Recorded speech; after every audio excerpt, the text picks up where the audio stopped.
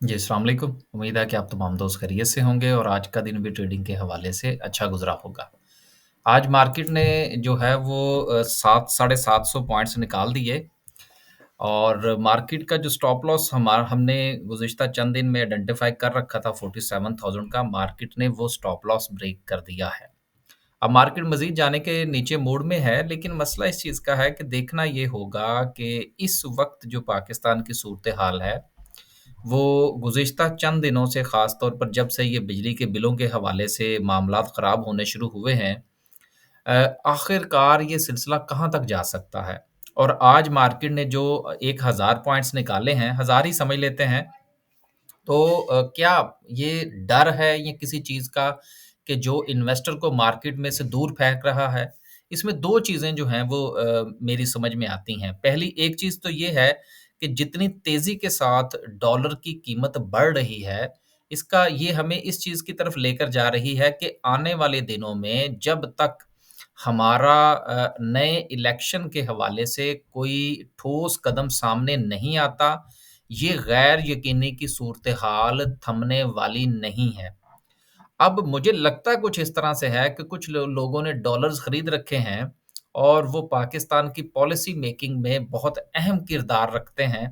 तो वो शायद अब इस गैर यकीनी सूरत-ए-हाल को थोड़ा प्रोलॉन्ग करना चाहते हैं और वो डॉलर जो उसने खरीद रखे होंगे कि 280, 285, ₹290 के ऊपर, वो कि 320, 325 या इसके कोई अराउंड वो बेचने के मूड में होगा देन कोई जो फैसला है वो हमारे सामने आएगा। बहरहाल मैं किसी के ऊपर इल्ज़ाम नहीं लगा रहा, लेकिन हालात कुछ यही बता रहे हैं।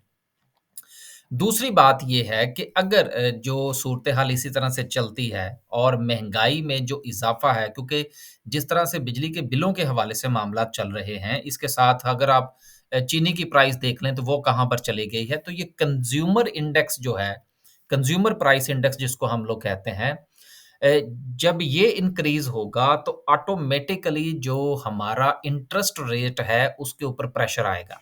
तो अगर इंटरेस्ट रेट बढ़ता है तो उसके बढ़ने के नतीजे में लोगों का इंटरेस्ट जो है वो स्टॉक मार्केट में कम होगा। इसलिए कि जो बिज़नेस की बोरोइंग है, उनके लिए जो लोन्स हैं वो महँगे हो जाएँगे।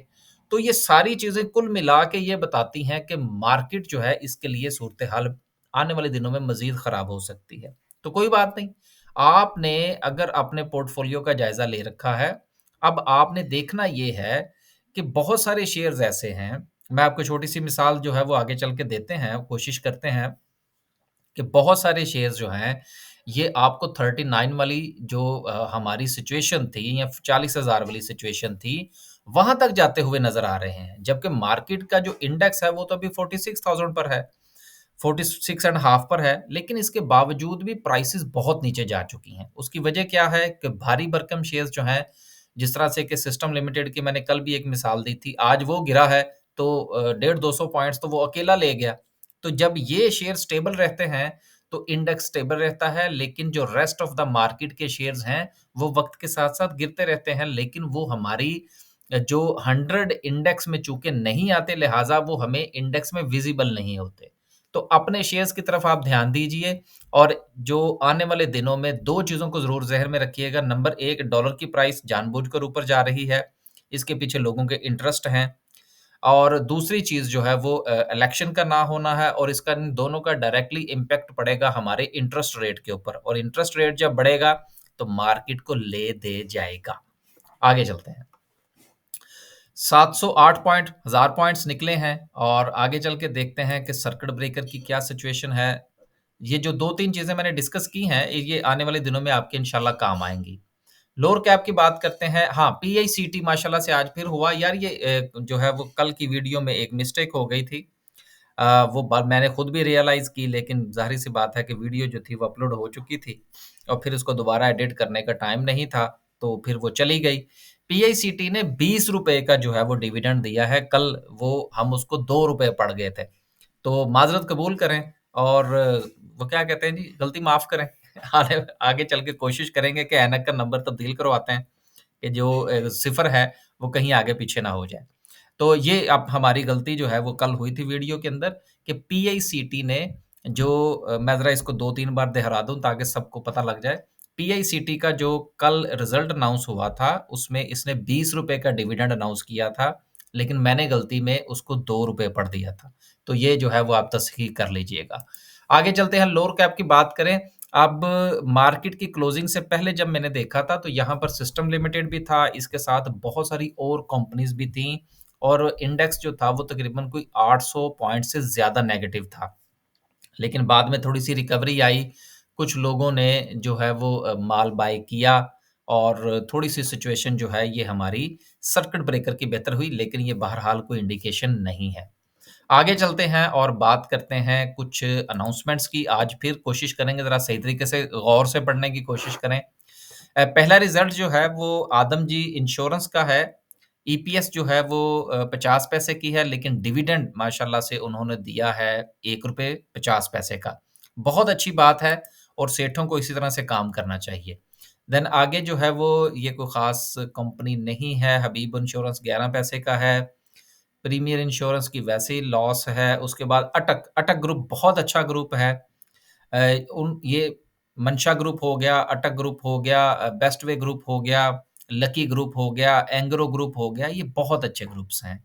ये कुछ ना कुछ जो है वो अपने शेयर होल्डर के साथ अपनी प्रॉफिट शेयरिंग करते हैं। ईपीएस इनकी ₹11 की है, लेकिन ₹6 का डिविडेंड दिया है, बहुत अच्छा डिविडेंड है, लेकिन मार्केट की इस वक़्त जो सेंटिमेंट है वो चूँकि नेगेटिव है, इसलिए आपको ज़्यादा प्रेशर नज़र आ रहा है।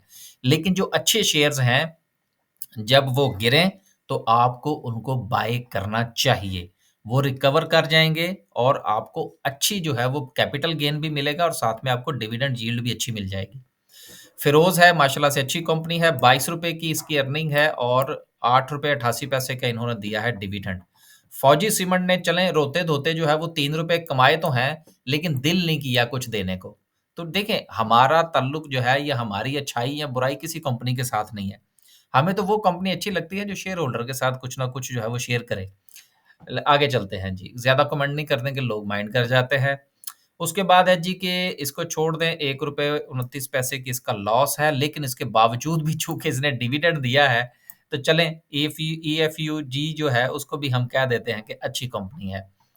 आगे चलते हैं जी, अस्करी जनरल इंश्योरेंस है, ₹1.11 कमाए हैं, दिया-दलाया कुछ नहीं है। पेल है, 50 पैसे की अर्निंग है, उसके बाद ईएफयूएल है, ₹3.45 की अर्निंग है, ₹1.50 का डिविडेंड है। लेकिन आप ये देखिए कि ये वो शेयर्स हैं कि जितना ये डिविडेंड दे रहे हैं, अगर हम डिविडेंड की बात ही कर लें या हम इनकी अर्निंग की बात ही कर लें, तो बहुत सारे ऐसे शेयर्स हैं जिनकी अर्निंग भी इनसे अच्छी है, जिनकी पे आउट रेशियो भी इनसे बहुत अच्छी है और उनकी प्राइस भी कम है, तो हमें फिर उन शेयर्स की तरफ जाना चाहिए। आगे चलते हैं, नेशनल बैंक ने ₹7.21 कमाए हैं, दिया कुछ नहीं। यकीनन इन तमाम चीज़ों का इम्पैक्ट जो है वो मार्केट के ऊपर आता है। पाकिस्तान ऑयल फील्ड कमाल का शेयर है, ₹128.42, 130 ही कह लें जी। ₹130 की अर्निंग में से उसने ₹60 का डिविडेंड आपको दे दिया। और क्या चाहिए? बहुत अच्छा है। और आप इसको देखें कि ये ट्रेड बेचारा कहाँ पर होता है, 3 साढ़े 300, 400, साढ़े 300, 400। अब ₹60 का शेयर है, अगर आप इसको ₹400 पर भी बाय कर सॉरी ₹400 का शेयर है, ₹60 का तो इसका डिविडेंड है और अगर आप सिर्फ़ इसकी ईपीएस की बुनियाद पर ही इसको देख लें, तो कहाँ पे ट्रेड हो रहा है यार? मल्टीप्लाई 2 या 3 के ऊपर हो रहा है। तो इ सु कह बात करने का मतलब ये है कि अगर आप इसकी टोटल पेआउट्स देखेंगे, तो वो तो मेरा ख़्याल है इसकी जो हमारी इसकी ट्रेडिंग प्राइस है, उसी को ही मीट कर जाएँगे। तो ऐसे शेयर्स को बाय करना चाहिए। ये मार्केट का प्रेशर है, आने दें, कोई बात नहीं। लेकिन जब नीचे आए तो अच्छी डिविडेंड यील्ड वाले, जिस तरह से अभी मैंने गुज़ारिश की, अटक वाला पूरा का पूरा ग्रुप है, एंग्रो का पूरा ग्रुप है, निषाद का पूरा ग्रुप है। इसके अलावा आपका जो ये हमारा पोल है, पीपीएल है, ओजीडीसीएल है। इस तरह के शेयर्स अच्छे शेयर्स हैं, जब ये नीचे गिरेंगे तो इनको बाय करना चाहिए अच्छे लेवल्स के ऊपर। आगे चलते हैं जी, अटक रिफाइनरी बहुत अच्छा, अगेन ₹274 की अर्निंग है। चलें, दिया-दलाया कुछ थोड़ा कम है, लेकिन कोई बात नहीं, दिया तो है ना। उसके बाद ऑक्टोपस के हालात देखिए, 18 पैसे की अर्निंग है। कोई बात है करने वाली? इसको अगर आप, मैं तो कहता हूँ बीओपी के साथ अगर आप कंपेयर करके देखें कि बीओपी की अर्निंग इससे ज़्यादा है और वो 3 साढ़े ₹3 पे धक्के खा रहा है। सोचने की बात है। कंपनियाँ जो हैं, अब जो हमारी सॉफ्टवेयर हाउसेज़ हैं या ये जो आईटी की कंपनीज़ हैं, अगर इन्होंने पे आउट्स नहीं देने और इन्होंने अगर प्रॉफिट्स नहीं कमाने, तो फिर मैन्युफैक्चरिंग तो फिर उड़ गई ना। मैन्युफैक्चरिंग के तो खर्चे और बहुत ज़्यादा होते हैं, इनके तो इतने खर्चे भी नहीं हैं। आगे चलते हैं जी और पिकिक इंश्योरेंस है, क्रिसेंस इन स्टार इंश्योरेंस, रुपए ₹1.5 का शेयर है। देखें 49 पैसे की अर्निंग है, बहुत अच्छा है। वैसे अक्सर औकात जो है ये लॉस में चलता रहता है, इसलिए ज़रा आपने कंटिन्यूटी भी देखनी ही है कि क्या ये जो अर्निंग है ये वंस है या ये कंटिन्यू ये कंपनी जो है वो ग्रोथ कर रही है। इन तमाम चीज़ों को मद्देनज़र रखते हुए आपने शेयर का इंतखाब करना है या फिर शेयर बहुत ही अट्रैक्टिव प्राइस पर आ चुका हो, तो देन आप उसमें रिस्क ले सकते हैं। अटक पेट्रोलियम है ₹15 की डिविडेंड के साथ, ₹100 की अर्निंग है, बहुत अच्छी है। उसके बाद पीएबीसी है ₹3.80 की अर्निंग है, ₹3.5 इसने दे दिए हैं, बहुत अच्छी बात है। उसके बाद नेशनल रिफाइनरी ₹55 के लॉस के साथ, हालाँकि जिस वक़्त ये रिफाइनरी सेक्टर चल रहा था, तो नेशनल रिफाइनरी को पुश करने वाले बहुत सारे लोग थे। तो ज़ाहिर-सी बात है, आप जब जिस वक़्त टेक्निकली कोई शेयर परफ़ॉर्म कर रहा, तो उसके फंडामेंटल भी कभी-कभी चेक कर लेने चाहिए। उसके बाद सिस्टम लिमिटेड है। अब देखिए सिस्टम लिमिटेड जो है, वो कितनी महँगी कंपनी है। और उसकी ईपीएस देखिए ₹4 की ईपीएस है। अब इसको कहाँ पे आप जस्टिफ़ाई करेंगे कि ये आईटी का हमारा जो पूरा का पूरा जो सिस्टम है, आईटी से मुराद ये जितने भी कंपनियाँ हैं, एवेंसियन है, ये है या दीगर हैं, क्या कर रही हैं ये? अगर ये परफ़ॉर्म नहीं करेंगी तो यकीनन जो है वो फिर इनको इनके शेयर्स हमें नहीं खरीदने चाहिए। लिहाज़ा इस वक़्त इनकी परफ़ॉर्मेंस जो है वो अच्छी नहीं है। अब अगर ये कहा जाए कि मुल्की हालात का आईटी सेक्टर के ऊपर कोई इतना अमल दखल नहीं है। लिहाज़ा इनकी परफ़ॉर्मेंस का इश्यू है और साथ में मैं आपको एक चीज़ और बता दूँ, जो कि बड़ी इम्पोर्टेंट है। इस पर मैं सोच रहा था कि एक अलहदा से जो है वो वीलॉग किया जाए कि हमारे यहाँ इस वक़्त जो डॉलर का जो है वो काल पड़ा हुआ है, डॉलर नहीं मिल रहा, उसमें ये ज़्यादा किरदार जो है, ये हमारे इन एक्सपोर्टर 2 नंबर एक्सपोर्टर्स का है। ख़ास तौर पर आप इनकी आईटीज़ कंपनीज़ ले लें या कुछ भी ले लें, किसी को भी आप कह दीजिए। ये टेक्सटाइल वाले हो गए, ये हो गए, दीगर एक्सपोर्टर्स हो गए, ये अपना पैसा तो वापस लेके नहीं आते। तो फिर आप इनकी ईपीएस भी तो देखें ना कहाँ पर गई हैं। अब देखिए आप अगर अपना पैसा वापस अपने अकाउंट्स के अंदर शो नहीं करते, तो तब जाके आपकी ईपीएस ग्रोथ करेगी ना। लेकिन अगर आप अपना पैसा सिंगापुर में ही रखते हैं या दुबई के अंदर ही रखते हैं और उसको जब वो वापस आएगा तो आपकी ईपीएस को में शो करेगा ना और वहाँ से आपका वापस लाने का मूड नहीं है। उसकी वजह क्या है कि डॉलर जो है वो सवा 300 साढ़े 300 पर जाने के चक्कर में है। तो ये कंपनियाँ जो हैं वो फिर कमाएँगी ना डबल ट्रिपल जब अपने पेमेंट्स जो हैं वो बाहर से लेकर आएँगी। तो ये वो 2 नंबरियाँ हैं कि ये वो लोग हैं कि जो 14 अगस्त में छाती के ऊपर जो है वो पाकिस्तान का झंडा लगाते हैं और दूसरी तरफ जो है ये पाकिस्तान की जड़ें काटने वाले लोग हैं। बहरहाल मैं किसी का नाम नहीं लेता, लेकिन बताने का मकसद ये है कि ये हुब्बुल वतनी या इतनी है सिर्फ़ इनकी कि जो है वो सिर्फ़ झंडा लहराने तक ही। बाकी जब मुल्क की बात आती है तो फिर ये लोग अपने घर को बहुत सयाने हैं। तो ये एक्सपोर्टर्स के हवाले से ये बहुत बुरा हाल है हमारा। अब आप देखिए कि आईटी की कंपनीज़ में मैंने तकरीबन सब कंपनीज़ को देखा है, बेड़ा गर्क हुआ है और वजह सिर्फ़ और सिर्फ़ ये है कि पेमेंट्स नहीं ली इन्होंने बाहर से और पेमेंट्स जब बाहर से लेंगे तो ये अपने अकाउंट्स के अंदर शो करेंगे ना, बस यही सूरत-ए-हाल है। इसलिए बस जिस तरह से चल रहा है ये मुल्क इसी तरह से चलेगा। इसी वो क्या कहते हैं तनख्वाह पर काम करना पड़ेगा। आगे चलते हैं जी। आगे चलते हैं जी और बात करते हैं आज की कैंडल की। कैंडल स्टिक जो है वो चूँकि अपनी सपोर्ट तोड़ चुकी है और जो हमारा स्टॉप लॉस मैंने आपसे इंडेक्स के हवाले से जो है वो मैंने कहा था वो टूट गया है। अब नेक्स्ट सपोर्ट जो है वो 2 तरह से आइडेंटिफ़ाई हो रही है और नेक्स्ट सपोर्ट जो है वो एक सपोर्ट इसकी बनती है 46,000 पर और दूसरी सपोर्ट जो है वो बनती है 45,000 पर। अब इन दोनों सपोर्ट पर अब पहले ये देखना होगा कि क्या मार्केट वहाँ पर जाके स्टे करती है?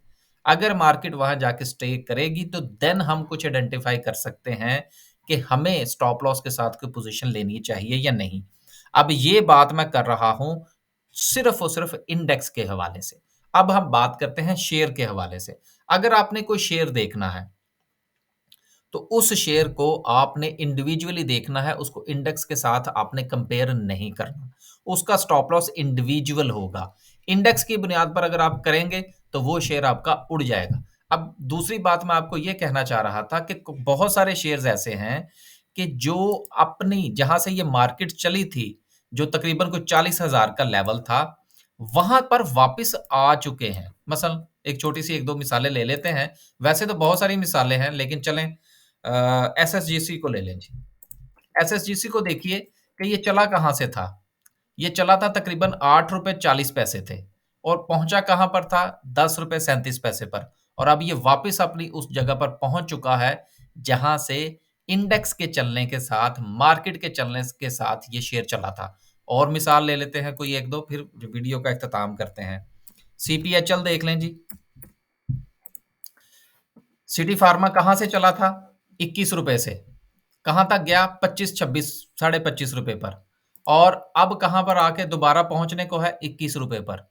ये 2 एग्ज़ाम्पल सिर्फ़ देने 2 नहीं है, ऐसी आपको बहुत सारी एग्ज़ाम्पल्स मिल जाएँगी। अब इसका ये कतई मतलब नहीं है कि आप इसकी बुनियाद पर जो है वो डिसीज़न ले लें और फिर आप सवाल पूछते फिरें कि जी वो शेयर खरीदा था, क्या बना उसका? नहीं, बिल्कुल ऐसा नहीं है।